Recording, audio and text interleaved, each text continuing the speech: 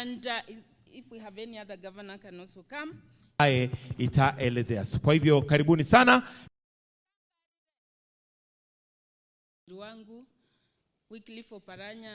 Take advantage.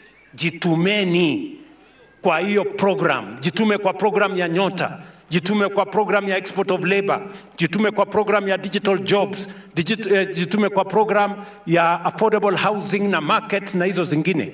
That is how we are going to change our country. Na ndio mimi nataka niwaeleze, that is our plan.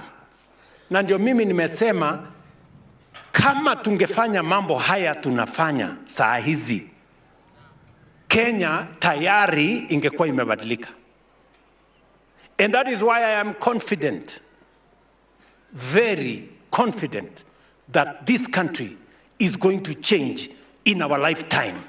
We are going to move this country from a third world country to a first world country in our lifetime.